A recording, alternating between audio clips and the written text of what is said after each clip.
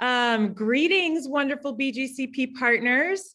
My name is Jenny Ubiaya. I'm the co-CEO here at the Boys and Girls Clubs of the Peninsula. And thank you so much for taking the time to be here with us today or for watching the recording and just for your support of Project Holidays, the support of our students through Project Holidays. We are so excited today to share more about two important Project Holidays programs that are just such a critical part of our mission to empower all of our youth in our community to thrive, and that is sports and mental health.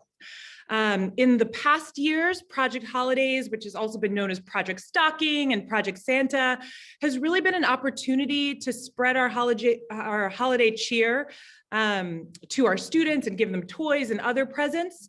And that's been beautiful. I think we can all agree there's something just so magical about watching a child's face light up when they receive a present.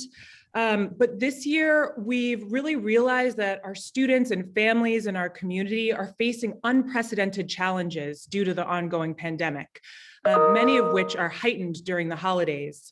And so at BGCP, it's really important that we listen to our community and we respond.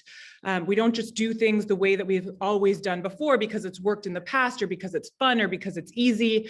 And so for this holiday season, we have made the decision to stick more closely to our mission. And instead of giving more traditional wrapped presents through Project Holidays, we're really empowering more of our students with the gift of excellent programming during a time when many of them need it most.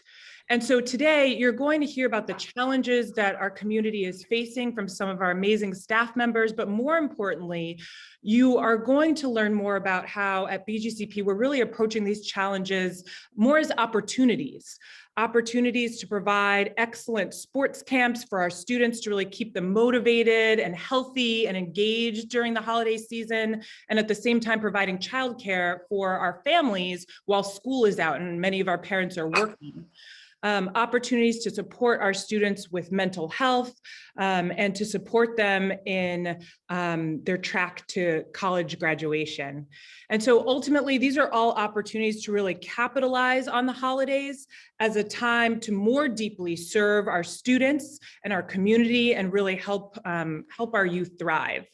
And so thanks to your generous support of Project Holidays, we're able to extend these programs to more of our students. And so thank you so much for partnering with us and in general, just for making our community stronger together. And so I'm now thrilled to introduce Remy Chabot-Mahim. He's our Senior Director of Strategic Partnerships and Development. And he's the amazing leader at the helm of Project Holidays. So Remy, I'll let you take it from here. Awesome.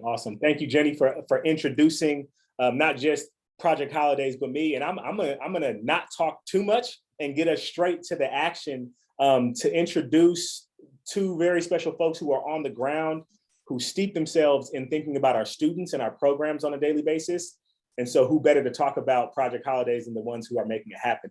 So can I have you, Chris and Daniela, talk a little bit about, one, of course, just introduce yourself, but what your title is with BGCP, how long you've been with the org, and how you would articulate your role in our mission. Definitely. Would you like me to go first, Chris? Go right ahead. Right. So thank you all for being here. I'm really excited to get into this conversation. My name is Daniela Velasquez, and I'm a licensed marriage and family therapist who specializes in working with adolescents. And I've been with the Boys and Girls Club for 4 years now. And I really like this question about what my role is because it so deeply aligns with my passion and what really brought me into the field. So every time I step into the clubhouse, I'm over at the Redwood City Clubhouse, I have this desire inside of me to create restorative and corrective therapeutic space in which all of the students can feel supported, loved, and recognized. And so I really see my role as being an engaged and active member of this community. And it's so important for me for the students to know me as Daniela and not as the therapist. And so that's really how I see myself within this community. I love it. Thank you. I'm Christy Trinidad. I've been with the Boys and Girls Club for over 10 years now. I am the director of the Berry Carr Sports League.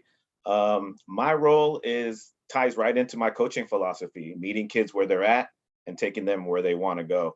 Now I'm in a position where I can create opportunities and provide the resources for our kids to level out the playing field and to have a fair chance. That's awesome. All right, well, let's hop into our questions. Thank you guys both for joining us. So obviously the last 2 years are marked by the impact of the pandemic, and it's hard to have any conversation without talking about that. So can you kind of share from your unique position within this organization, what impact have you seen COVID have on our students, and how have you adjusted accordingly? Definitely. I've been here for 4 years, so I was here pre-COVID, and I have never been busier, not just here, but as a therapist in the 8 years that I've been practicing. I've seen an increase in so much need, and with this increase, there's a destigmatization as well. I have more students reaching out for help. And because we've had more students reaching out for help at the start of the pandemic, we increased our therapeutic team from 1, which was me, to 4. And for the first time in 4 years, I have a wait list. It's small, but there is a wait list that we are working actively to respond to. So some of the themes and some of the things that I've seen is a rise in depression, anxiety, suicidal thoughts, self-harm. I've never done so many risk assessments in my career than the start of COVID. I've also seen an increase in stress, academic, family, financial, social stress. I've also seen a decrease in social functioning, which makes sense since we're all cooped up and sort of in shelter in place. I've seen a decrease in distress tolerance. So students are losing their patience, they're harder on themselves now, a decrease in academic attainment, and overall physical health, which I wanted to, introduce some of the things that I've been seeing that Chris can really speak to. Is I've never had more males talk to me about body image insecurities than during the time of COVID, because they didn't have access or resource to exercise, to playing basketball, and in a lot of cases to healthy nutrition. So Chris, I'd love to, for you to share a little bit about that piece too, because you're seeing it as well with your sports. Yeah, I came back to Team BGCP mid-July, and first week was just going around all the sites and just observing the programs at hand. And I did notice in particular that kids just weren't at where they're supposed to be as far as physical fitness wise. One, it was great to see everybody together. It was great to see that kids were excited to be back, but you could tell that they definitely fell off the last 2 years.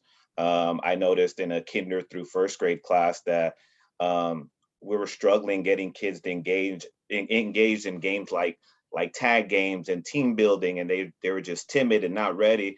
And I think that has to do with them starting their academic careers on, screen time and social distancing. So I noticed that with the younger kids, and I noticed that the middle and high school kids were just not there fit wise, at the moment. So I think about, my son, who during that time took advantage of that time and had a private trainer, right? And was able to work out 4 to 5 days a week. And he really closed that gap and ended up, passing certain kids that, were a lot more athletic, talented than him. And I just wish, we could provide the same thing for our kids. Right, Chris, you talked about like for certain kids, that was an opportunity. For most of our kids, it was just a bad look. And it was like, we got to get back in person and we got to get them moving again. But for you, Daniela, is there any difference on your side in terms of the silver lining and being able to serve students virtually? Absolutely. One thing that COVID did for mental health therapists is it made us more accessible. There's plenty of students that I work with who I only do telehealth with, who are Boys and Girls Club members, but they're part of Future Grads. And so they're at UCLA, UC Berkeley, Stanford. And a lot of our students who graduated were reaching out to Future Grad staff saying, I'm drowning. I don't know what to do. I need help. And so I was able to work with some of these students through telehealth and other students who weren't able to come to the pods or were staying home for various reasons, like they had to watch their family members. A lot of our students have to help their parents take care of the other children. I was able to still do therapy with them, even though they weren't able to come physically to the clubhouse. So now this hybrid model that we have, it really allows us to be more accessible, particularly during a time like the holidays, which we're approaching. And anybody who is in mental health knows that the holidays are particularly sensitive and difficult for a lot of people. Yeah. Let's dive into that, right? So obviously, COVID kind of just frames the whole conversation around where we're at, how we're considering our students, how we're adjusting programs. But coming up and speaking specifically to Project Holidays, it's about the unique challenges of the holiday months. And so, can you guys talk about, from your vantage point, how you're viewing the holiday months and maybe even specifically the holiday break? Absolutely. Yeah. You want to go first, Chris? Yeah, I'll take this one. The first thing that comes to mind is kids being stuck at home, right? Like parents still have to go to work during holiday breaks, and just the fear of missing out and being stuck at home. I'm pretty sure kids aren't eating right when they're, at home all day. They're missing out on physical fitness that they could possibly be doing. And we just, I don't want to see our elementary kids, wandering around the streets trying to find something to do, right? And in most situations, they're stuck at home with older siblings taking care of them. So I just think it's also an opportunity for us to step in and provide a sports camp or a program that they could attend. Right. Yeah, and I think, from my perspective, one of the really beautiful things about the Boys and Girls Club is we really take all comers, right? So we have some students who really use the Boys and Girls Club as a supplemental resource in which they have loving, supportive homes, and they come here to learn new skills. My first thought is Miss Chillin in tech, right? They're learning Microsoft Excel, they're learning how to code and program, things that their parents can't teach them. We also, though, have a lot of students who don't have that kind of a home life, where the holidays actually create anxiety and stress because the Boys and Girls Club is really a refuge for them. A client that I've been working with for a few weeks now comes to mind. They're placed in an emergency youth shelter right now, and the holidays create worry and panic, and they're a reminder of what he doesn't have. I also have a young woman that I work with who's an adult, but still a young adult, estranged from her family due to years and years of abuse and neglect. And she's facing the fact that she has to spend the holidays alone. And so for some of my clients and some of the students that we have here at the Boys and Girls Club, the holidays are scary. They create worry. They're reminders of what they don't have. And something new that I've seen is grief. Therapists always experience a little bit of grief during the holidays because people lose their loved ones, but I've never had so many students face a Christmas without their grandparent or an uncle that they actually lost to COVID. So that is a new thing that I'm seeing as well. And then one that every parent can relate to is a change in routine and schedule. It always messes things up for students. I think every parent can relate to that one, that it's a hard thing for the students to be out of their routine. Right. That change in schedule, Chris, you're building out these sports camps over the course of the winter break. And now you're getting them for, whereas you usually have them for the after school hours, after 8 hours of school, they're exhausted, they're excited to get moving and with BGCP programming. But during the holidays, you have them for 8 hours a day or 6 hours. What's your kind of program? Let's transition into thinking about how are you kind of like, with all of that in mind, COVID, holidays, what programming are you planning on running and how are you thinking about the holidays as an opportunity? Remy, you giving me 8-9 hours with kids in the holidays? Let's go. Yeah, man. So, I want to touch upon what Daniela said because it's extremely important about the routine and the structure. Kids are used to indoor soccer Mondays, volleyball on Wednesday nights. So, we're not going to stop even with the holidays coming up. We definitely, it's going to allow us to dive deeper into certain subjects as well as health and fitness, or healthy lifestyle. So we can dive into that. we can tie in some mindfulness. It's not going to be 8 to 9 hours of just moderate to vigorous activities, right? We're looking outside of the organization to bring some experts in that work on certain things, maybe basketball training. I know we're talking to somebody right now that's into sports science, and he's going to put vests on kids with trackers that measures their speed and the force that they're using. And then kids create their own profiles and they can see visuals of how fast they're running.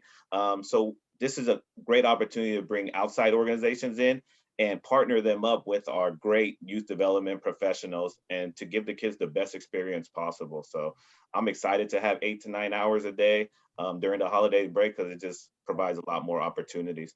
Another thing I want to touch on is social emotional aspect to it as well. Like, we're starting to train our coaches on to do some breathing exercises after games, whether a kid, a couple kids lost the game at the last second by 1 point.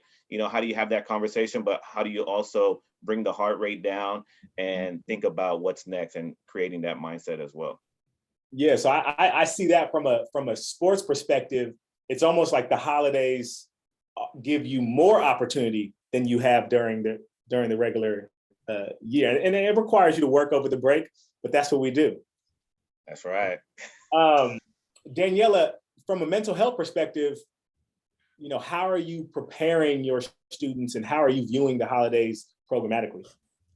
Yeah, so something that I do in anticipation of the holidays with my clients is we actually anticipate what the holidays might be like. So I'm talking to my clients at the beginning of December, and we're reviewing, that the holidays coming up, what do they think might come up for them, and how can we plan accordingly? With a lot of my clients, this is a great opportunity for us to come up with the plan and kind of like let them fly on their own for a week, right? And helping them build up their resiliency, their ability to advocate for themselves, their resourcefulness, and really to use all of the things that they've learned in therapy outside of the Boys and Girls Club. And so we're planning, we're talking about it. We are sort of anticipating what might happen and how we might respond. And the nice thing is that we have telehealth, right? So with certain clients that I know the 2 weeks would be too long, we schedule times to meet. And I think that something that I've been able to observe here at the Boys and Girls Club, and that any parent who's had a baby knows, is that this idea of object permanence, right? There's a day when your baby realizes that you exist and you're not in the same room. And that's what we're trying to do here at the Boys and Girls Club, right? The students know that when they come back, they might not see us for a few days, but we're always there. We're always going to be there. We're going to be there when they come back. And that gives a lot of them a sense of safety, consistency, and like courage and confidence that they can do this on their own. And if they can't, well, we're here. Yeah. Do you think about, I love that idea of thinking about kind of almost like taking off the training wheels and allowing them to kind of own their own experiences and experience some wins on their own 2 feet, right? And building their confidence in that way. At the same time, not just pulling the rug out completely from under them and pushing them to the program. So like, how do you kind of think about, from a mental health perspective, the value of the programs and kind of pushing students that way as well? Yes, so I'm going to speak to something that Chris said earlier about meeting students where they're at. What we get to do is we get to provide all of our students with like a boutique experience where we're meeting them where they're at and what they need, versus a blanket approach of all students are going to get this, right? And so it's through my assessment and also checking in with the students of really gauging and allowing them to have their own agency around what they feel they're going to need. And they're going to try it. And if that doesn't work out, we have plans in place of people they can reach out to, crisis lines, etc. And so it really gets tailored to every student. For me, every client on my caseload is treated with that like boutique private practice. I'm going to meet them and their needs, and we're going to come up with a plan that matches what they need versus like a blanket approach. I love it. The Project Holidays concept is, I think thinking about the holiday break is important, but it's really those holiday months that November, starting with November, all the way up through January, is the concept behind Project Holidays. So given the fact that we're a month and a half into the holiday months, what kind of successes are you guys energized by, excited about as you reflect? Certainly. I'll take this one on. Chris, first, I'll go first because I'm really excited about this one. And for me, my biggest celebration, and this is over these last few months, right? And like coming out of COVID and students reentering school, is really we've been able to foster community and in really different and creative ways. I have an example of this, of what I call my gamer crew. So me and about 10 boys, freshmen, sophomores, and juniors, we get together every Wednesday and Friday, right when they come out of school, and we play Smash Brothers. And now it's a ritual and it's a routine, and it's a really lovely place for us to come, hang out, connect, and provide a therapeutic experience, but not in the therapy room, right? So that's huge for me, is I love to be able to create those experiences outside of my therapy room with the students. So we have this ritual around playing Smash Brothers where these boys can really be teenagers and just play. And there's a therapy unto itself when one plays, right?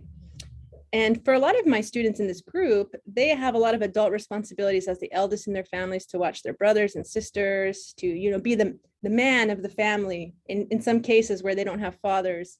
And this is just a moment for them to just let loose, have fun, eat some snacks, and play. And the reason I wanted to start this one off is because I see this in the gym all the time. Students who have these adult responsibilities get a moment to just be free and play and have fun and really let go of the stress, of the worry, of all those things that sort of come up for them. So for me, my biggest success, Remy, is our ability to foster community and routine. Wow, yeah. You have this unique perspective. You're almost seeing students. We're all youth developers, and there's an element of therapy in building relationships and communicating with students, but you go a lot deeper and you know a lot more about the students. And then you're able to step outside of your room and watch students engage in sports and see the value of sports even deeper. So Chris, how are you, what things are you celebrating, whether at the high school level, and you work obviously with the younger students as well for the past month and a half? Yeah, so we have our Barry Car Sports Leagues up running even throughout the holidays. So we'll have games going on throughout the day. You will see Daniela in our players lounge, whooping the kids in Smash Brothers. We have this players lounge that we incorporated into our sports leagues at the clubhouses, where pretty much it's a hangout for all the athletes that are about to play their game. It's kind of like that locker room type of vibe in there. We have healthy snacks in there. And then our holiday camps that we've been hosting. 2 months ago, we've had 55 kids in our first ever sports camp. We increased during Thanksgiving break to 75, and next week we're expecting 90 plus for our sports camp with Santa. So it's just the growth is there.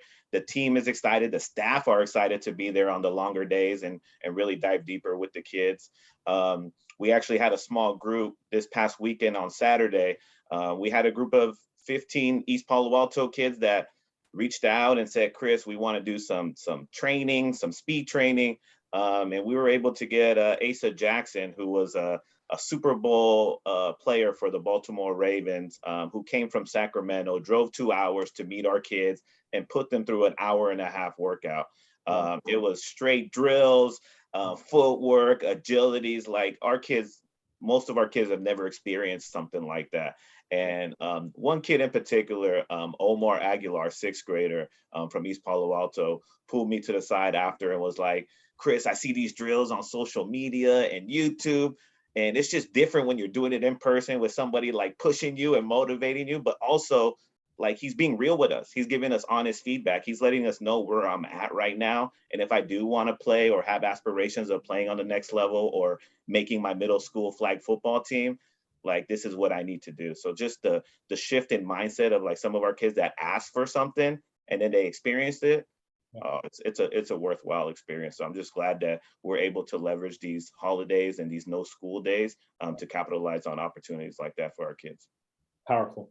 No, I mean, I appreciate you guys. Obviously, we're really a unique organization and really blessed to have people who are able to really focus and maximize a specific program and what needs to be considered and how to build quality things. And your guys' passion is obviously tangible and it's inspiring. So I appreciate you guys for sharing with us. And right now I want to bring in the third member of the Project Holidays team, who's really thinking about how do we support our college students at the next level as they're navigating the same challenges as everybody else.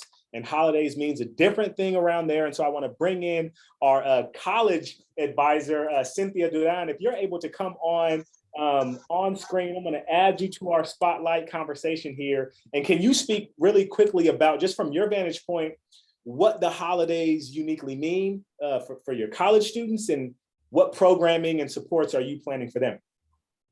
Yeah, hi everyone. I'm really excited to be here. So I think for our college students, the holidays, yes, they're excited to like spend time with family, for the food, the presents, and all that good stuff that typically comes with the holidays. But I think the one thing we hear over and over again with our college students is like, yay, I finally get to sleep. I'm done with finals. So really it's a chance to like put school away and really close that stressor in their lives. So time and time again, what we hear from students is, I'm done. I don't have to worry about anything for X amount of weeks. And I really just get to relax and take a breather before doing it again next quarter or doing it again next semester. That's awesome. And so what programming are you guys kind of thinking about over the holiday break? How are you supporting the college students? So we just celebrated our winter social last Friday in a virtual format. Our students are all over California and some are even out of state. So it was just a chance to reconnect with a lot of our students across the state of California. A lot of them give the feedback like, oh, I haven't seen some of these people in months or years. So it's really nice to reconnect. We're also hosting a resume Bonanza January 7th, where we're asking students to bring in their current resumes, and we bring in professionals from the community and the career fields they're interested. So yes, we obviously get to see them and spend a lot of time in community, but we're also trying to teach our students to be more career oriented now that they are in college. So just setting them up with a really successful resume is going to be the biggest plus out of this evening. That's awesome. No, thank you so much for sharing. You know, hearing all of you guys talk from my perspective, you know, having a 4-year-old and entering the Boys and Girls Club world in a few years, once he legally can. It's incredible to me how students within the BGCP world get wraparound supports from 6 years old all the way up through college graduation. And so to see you guys like that, almost like tell the story of BGCP impact is really, really powerful. So I really want to honor everybody's time and of course, appreciate everybody who was able to join us live. And for those of you who are watching the video, I appreciate you taking the time. Hopefully you're leaving inspired. But if you want to stay on, I'm certainly we'll stay on and answer any questions anybody has. I want to give a special shout out really quickly just to Tenley. I love your sweater. I just want to celebrate that. Project Holidays in the building. I love it. So yes, thank you guys again, and have a phenomenal weekend and holiday season.